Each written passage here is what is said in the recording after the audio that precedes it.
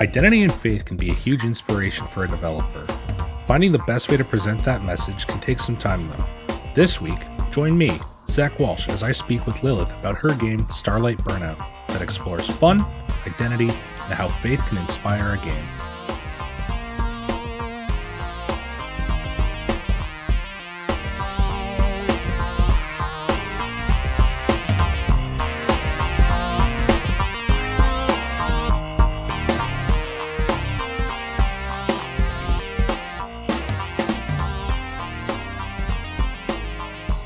Welcome to Scheduled for Launch, a podcast to discover projects you may not have heard about or missed. I'm joined this week with Lilith to talk about... Hi! We're going to be talking about Starlight Burnout today. I'm actually really excited about this one. It's still pretty new in the works, isn't it, though? Very. I just finished the combat system a few days ago, so it's like break time. But yeah, no, it's still very early in the works. Yeah, but that's okay. But before we really dive really deep into Starlight Burnout, can you tell the audience a little bit about yourself, Lilith? Yes, of course. I'm Lilith. I am a trans and Jewish game developer and pixel artist and musician. I do all of the things. I am currently working on Starlight Burnout, which is we're currently workshopping what genre it is, but right now kind of feeling the sci-fi kosher punk. Is that what the genre is called? Kosher punk? Or is that what you like to call it? The genre doesn't exist yet. I like it. I've read through the book a little bit. It's super cool so far. That's good. So yeah, what is Starlight Burnout outside of just being a kosher punk game? So Starlight Burnout is a tabletop RPG, kind of similar to Dungeons and Dragons or like one of your previous guests, Wildevere, where you play as characters. You have the GM who does all the story stuff, and you go around and you like dig up artifacts from the various planets, and that's how the characters are kind of supposed to make a living, and you tell a story through that. So it's group storytelling at its heart. Yeah. There's one thing that I hope it will. Starlight Burnout is currently a sci-fi game, and it's promising some pretty big adventure. Like you said, it's like being archaeologists. It's so the gameplay actually comes from the very Jewish pastime of genealogy. Oh, okay. But I wanted to have it be in a more tangential form. And the more tangential form of genealogy is just archaeology. Yeah. Or anthroarchaeology, I guess would be the word. So some people might not know too much about what genealogy is. Could you actually just give a little summary? I know that's an oversimplification, but... Yeah. So genealogy is basically studying your family, like family history. The reason why it is a big Jewish pastime is the big thing that happened in Europe 80 years ago. Yeah, it's kind of important. Yeah. And so, like, of course, when I say big Jewish pastime, I am specifically referring to European Ashkenazi Jewish pastime. Okay. So, but it's also kind of a thing for the other Aisvaras, because kind of happens a lot, gonna be honest. Yeah. But yeah, that's what it's just the simple studying of your family tree. That's actually really cool. Yeah, I like that. So that was actually I think that was the main reason you approached me with this earlier in May. We wanted to try and get this out we wanted to try and get it out in May, but just because of how things lined up, it just wasn't possible for me. So this is coming out on June 1st. Yes. And for those of you who don't know, May is Jewish Heritage Month. Yep. So this is kind of like I wanted to feature something, and when Lilith told me about it, I thought it would be kind of something cool to bring out there. But let's get into Starlight Burnout a little heavier. So one thing I really like about this game is your origins are so cool. You have 7 that are written in the version that you gave me right now. There are the Carcossians. Is that how it's pronounced? They're the undead people? Yeah, Carcossians. Carcossians, okay. And then my personal favorite's the plant people, the Yadu. Yes, the Yadu. And I'm guessing just based on kind of how you said this, but where's the inspiration for these different origins? So a good number of the origins are a fairly simple combination of like just your general fantasy tropes. Mm-hmm. For instance, in the book, one of the more common origins is the Efusium, which are essentially your elves. Okay. Efusium is a made-up word that doesn't mean anything. So there is a big chance that in the proper release, they aren't called Efusians. But that's why I've been calling them, and I really can't figure out any other name for them because elves aren't innately Jewish. But that is not the case for other origins. For instance, like you mentioned, the plant people called the Yadu comes from a myth, kind of from a Jewish myth that basically said, "Hey, before God created humans, they created these weird plant monkeys." Oh. Yeah, called the Yadua. Okay. Or something similar to them. But um and so it's like, okay, that's a cool thing, but my creative process is very strange where I'll usually come up with an idea first and then meld it to something from a mythology. So I actually had the idea of plant people way before that. And they turned into that idea. That is something that's like just really cool about this system. I feel like I love mythology and demonology and folk tales a lot. And some like, well, your name, for instance, Lilith, like a lot of people don't realize that's old. I mean, there's That's an old Jew thing. Yeah. But there's so much untapped cool stuff in the Jewish mythology. And a lot of people know some of them, like golems, for instance, or golems, depending on how you pronounce them. Just there's a lot of cool stuff in there, but I feel like people just pick and choose and don't really get deep down into there. So I think that Starlight Burnout's a chance to see some of that cooler stuff kind of pull up a little bit. Yeah, and that was kind of the primary reason why I wanted to make it its own game, is because of that lack of actual like Jewish representation in the tabletop RPG space. And what we do get is often like anti-Semitic caricatures. Goblins. There's a lot you can make a stretch for. Like you could say gnomes, dwarves.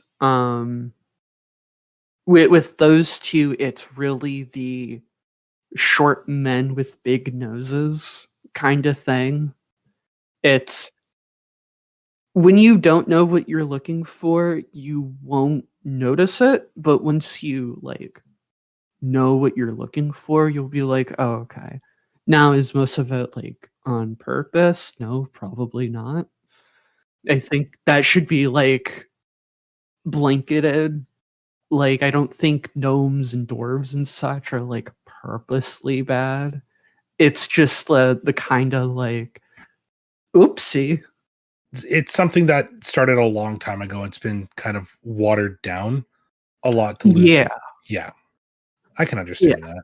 And so I wanted to provide kind of a big space to where the Jewish like icons and mythological monsters and stuff like that can actually like shine a little bit, because there's a lot that kinda is like peeking through, Mm-hmm.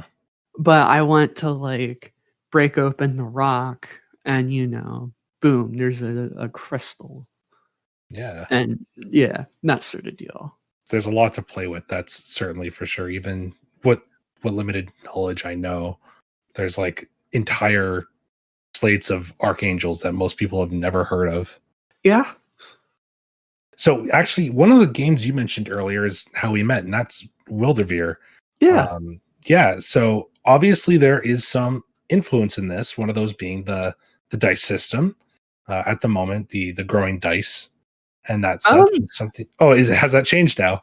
huh? Oh no, it's more so I think me and Wildebeer had that idea from the same point of inspiration. Oh, probably. It's a Um, really good system that I feel like it's kind of untapped right now.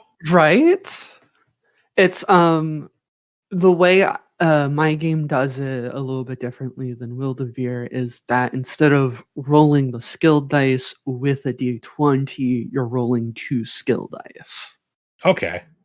Um So it's a weird kind of middle ground between like dice pooling and a D20 or a 2d6 system.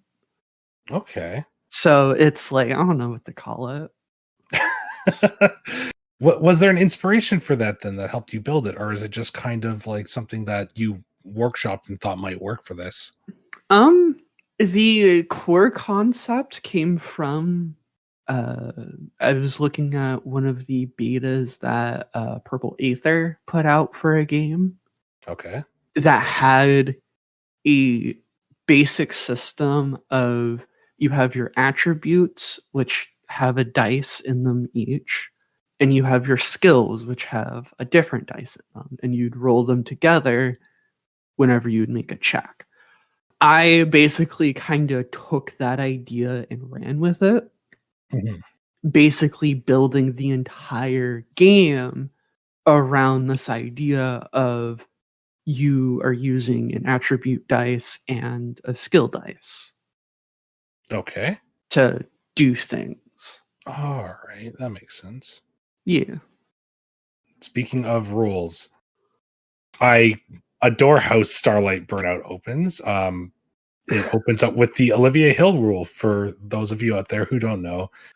Oversimplifications, no fascists allowed. Uh, Yeah. Clearly, I'm not one who's going to stand beside racists or bigots or any other ism that's Yeah. negatively affecting how other people live. Yeah. Uh, Really powerful statement to open up with it. Oh, yeah.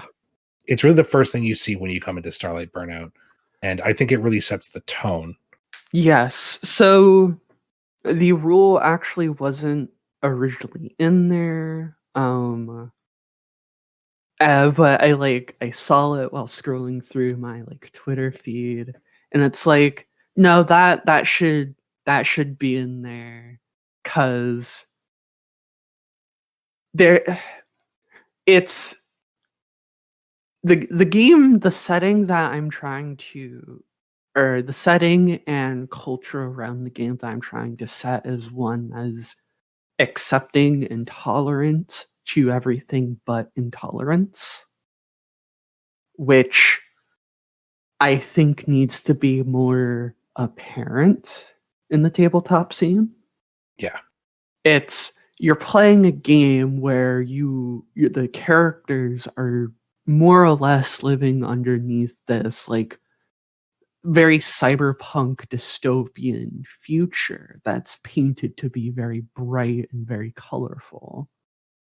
But when you like get a little bit deeper, you realize, oh, this game is really grim. Because now it's not in the game in the core rule book just yet, but my idea is that you are scavenging the ruins of some like kind of precursor civilization. Okay. That originally inhabited the system and colonized throughout the worlds.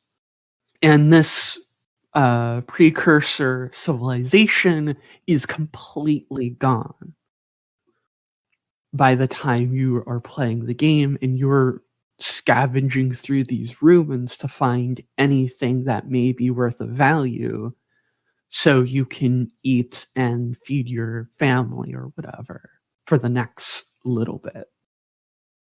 Okay, so it not to pull it out and like make just like a comparison, but it'd kind of be like if people were stealing like what were they called, the Prothean relics from Mass Effect.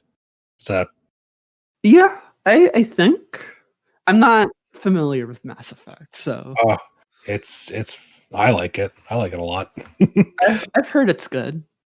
Oh, the Legacy collection comes out tomorrow, so Ooh. Yep.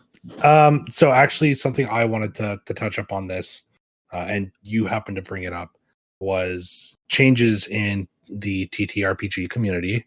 Yes. Climate relating to acceptance and just generally having people of different race, color, creed, sexuality, gender, identity, in general, just being around. Obviously there's been some change in some areas and some very vocal pushbacks. I mean, like, I've honestly noticed a lot more positivity from the indie side of things. But as a trans woman, can you kind of tell me your take on that? So I am of the opinion that the more inclusive a place is, the just general more fun people will have. Mm-hmm. And this isn't, and I don't mean like, oh, you need to exclude like grim dark settings or whatever, but it's the simple acknowledgement of this is a industry and a culture that is built up largely around like one company. Yeah. And that company is, in simplest terms, not very good. Yeah, there's been, especially recently, as of recording, there's been some stuff that have been popping up. Oh, see, I don't even know about that, but it's yeah. I mean, we can talk about the big one a little bit. Oh boy. And just but the bigger companies, though, they are kind of skirting around things or mistreating certain groups of people, or half-assed fixes. Oh yeah, is also an issue. It's nice to see that there's like an attempt, but like, come on, guys, you aren't even trying. Sort of deal. And the backlash of it is very like gross. Mm-hmm. It's very like so there's that. Yeehaw. But like, let's not focus on the negative for that right now. What's some of the positive change that you've seen, though? So definitely in the process of making this game for, I think I've properly started making the game like 6-ish months ago. something like that.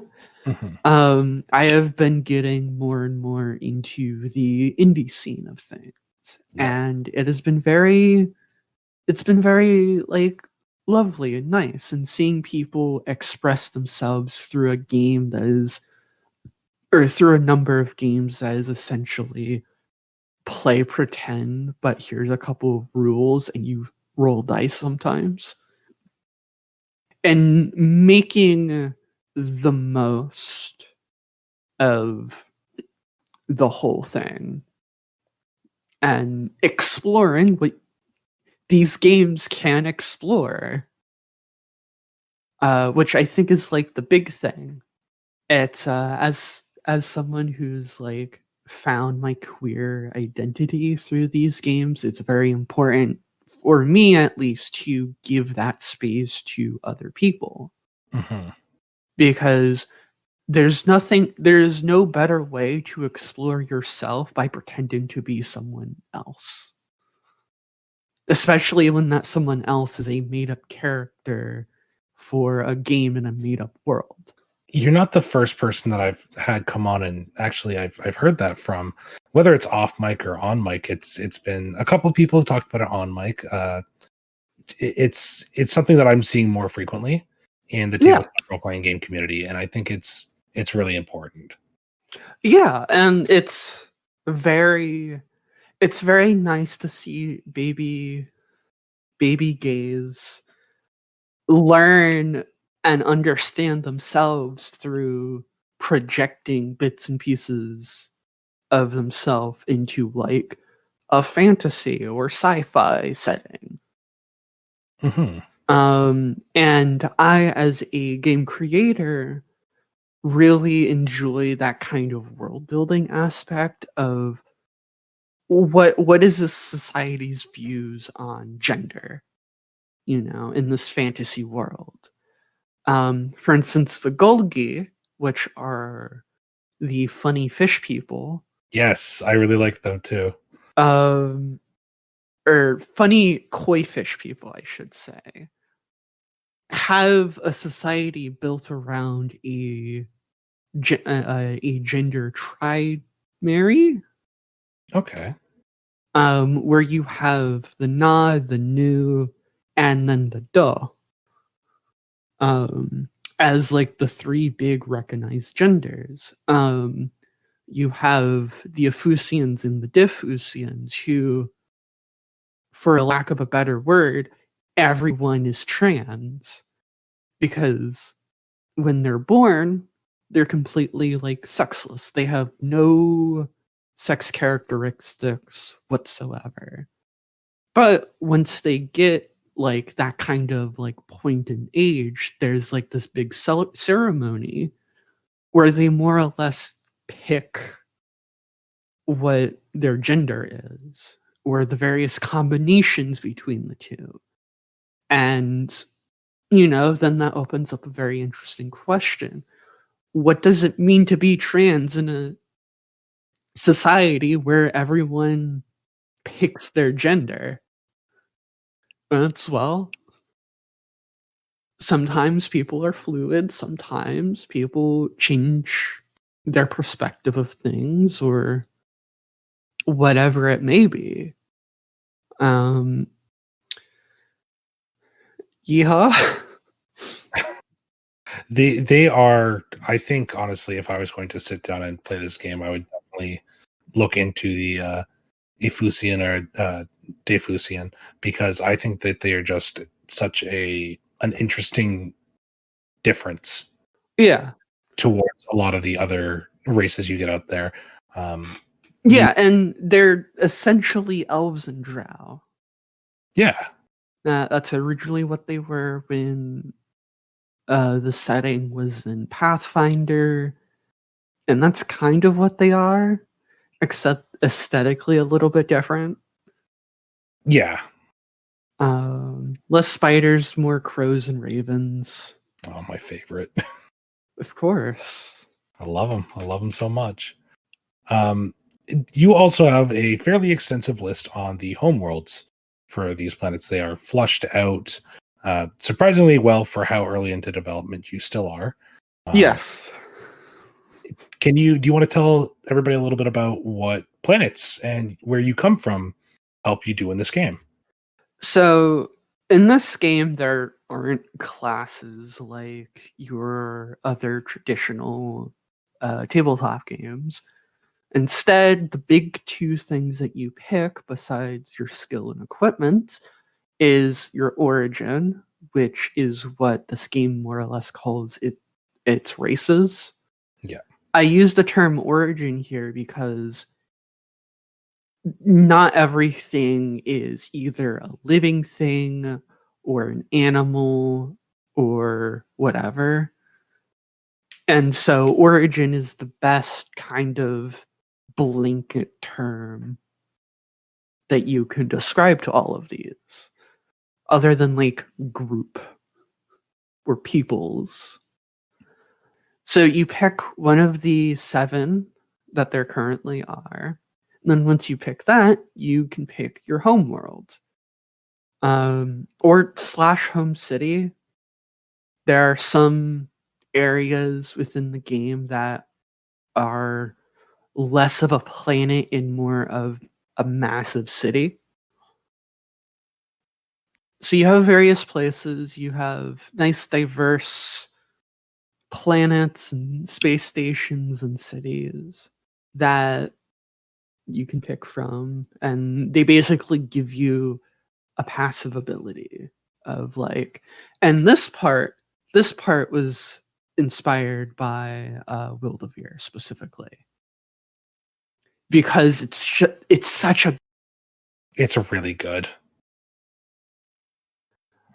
So you have places like Gorth, which is kind of like a water planet. That's the home world of the Golgies.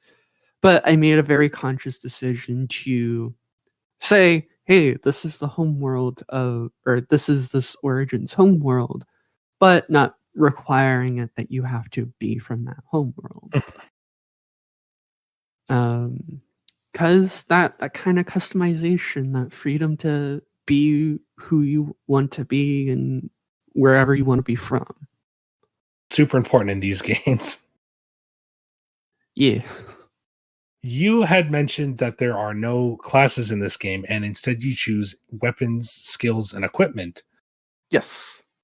There's also a magic system in this. So can you explain a little bit how that is working so far? So the basic idea is that because this is a sci-fi setting, there you can easily, if you have the money, obtain a lot of skills through either training or just practicing them or whatever it may be. Um, Originally, so much earlier in the development, I was like, yeah, there's going to be professions and there's going to be a whole perk system. But I decided to drop that because, one, I didn't want the game to be too combat focused. And I realized I was falling to a kind of pit trap of all of these abilities are combat focused. Mm-hmm. And so I said, no, I won't do it. Secondly, I just had trouble coming up with like a million different like abilities. A million different ways to say you stab it. Yeah, or like a million different ways to say, yeah, you can grow a plant or you shoot some fire. So I opted for the much simpler approach of just make magic a skill that anyone can learn. And there's greater consequences of like, well, where is this magic coming from? Etc. etc. And my answer to that is who knows? Well, that's for you to find out. Yeah. There's lore. Find the lore. um and I eventually decided on the magic system that I have because I liked the idea of having specific spells. Mm-hmm. But I didn't like how in games like 5th edition and Pathfinder, how restrictive each spell was. Okay. What is the point of having like 10 different fire spells when they ultimately all do the same thing in slightly different ways? When you could just have one spell that's like pyromancy and, tell the players, be creative with your spells. And a lot of this idea would come from me and the various ways I would flavor those spells in the other games like 5th edition or Pathfinder. And I just kind of got that nagging urge of saying, what's the point of having like all of these different spells when I could just say, I do fungus magic? What does fungus magic entails? Probably fungus. Fungus magic. Yeah, fungus stuff. Ranging from the basic, like, oh, grow a big mushroom, or like quickly decomposing a corpse, to instead of decomposing that corpse, controlling the corpse with like fungus spores. Yeah. Yeah, that's a cool idea, actually. I really like that. So we don't have a whole lot of time left, Lilith. But we've actually been going for just under 30 minutes after we cut out all our little problems we've had. Oh, damn. Yeah. COVID-19, how has that affected you and the development of Starlight Burnout? Well, so the setting of Starlight is something I've been working on for like a few years now. But the actual game itself I didn't start working on until like a few months ago. And I would probably say that the game wouldn't exist if it weren't for COVID. Like pretty solidly, mostly because I just wouldn't have the time to like sink into it. And also I don't think I would necessarily be the exact same person. My egg cracked during COVID. So it's like this game wouldn't have been made the way it is, but it has been made, without all of these events that have happened because of COVID. COVID has kind of let me play these types of games a lot more. And when I have that much more like time and energy to play these games, I started thinking more critically about these games, about the various mechanical stuffs of the options you have. As someone who played 5th edition for a little bit, dropped it, and started playing Pathfinder, and then started making my own game, it has been very eye-opening on the weird things that specifically 5th edition does that have kind of made me look at these games in a more critical manner. What is this game doing, and how could I improve upon it, or something along those lines? You're reverse engineering to make something you want to play. Exactly. And that's so actually, fun fact, I technically have 2 games in the works. Oh. Where it's the sci-fi game, Starlight Burnout, and then a more fantasy game that right now I'm just calling The Old Paths. It might change. But it started. We talked about that. Yeah. That whole thing started from me saying, wow, 5th edition, like all the 5th edition things are kind of poorly written. And, kind of started like reverse engineering the things in the game to then like make a more fun and unique version of it. And it's like, I just kind of thought to myself of, what is the point of rewriting a game when I could just write a whole new game? Yeah. And so I plan on using the same basic core mechanics of Starlight Burnout, but in a more traditional, quote unquote, traditional fantasy setting. Just to make like a fantasy counterpart, the Pathfinder to the Starfinder, if you will. Yeah. Once you get that a little bit more down and leveled and written out, we'll have you back. Ooh. Yeah. So our last big question for the night, and you've mentioned that you've listened to a couple of these episodes. What kind of advice would you give a creator who sits down and goes, I want to make this game, but I don't know where to start? I would say the first thing and probably the best thing to do and understand is look at something that you like or that you do a lot and like the various hobbies and think, how would I do this?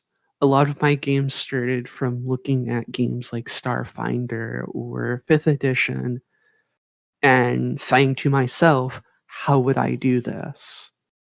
And going on from there, like explore that too. And just kind of see what you like and you dislike. Don't be afraid to drop a whole thing if you aren't vibing with it anymore. It's like 3 pieces of advice.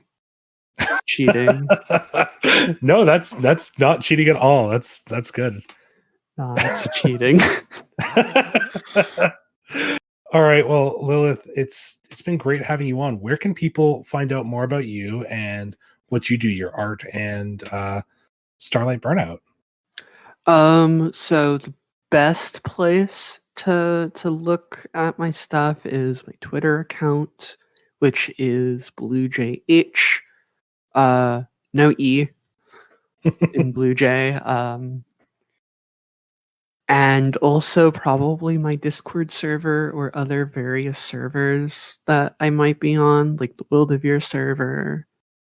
But the Discord server is the one where I am hosting the playtests and where you can find the prototype core rulebook for eventually what will be both games.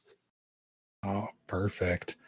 Those are going to be linked in the description down below. So you guys will have to go and check it out for yourselves. Lilith is great to talk to, especially when it comes to mythology and culture. It's a lot of fun. Yeah. All right. Well, thank you so much, Lilith, for coming onto the show. Thank you for having me. Yeah, it's been an absolute pleasure. Everybody out there, I hope you have a good night. Lilith and Starlight Burnout are scheduled for launch very soon. Take care.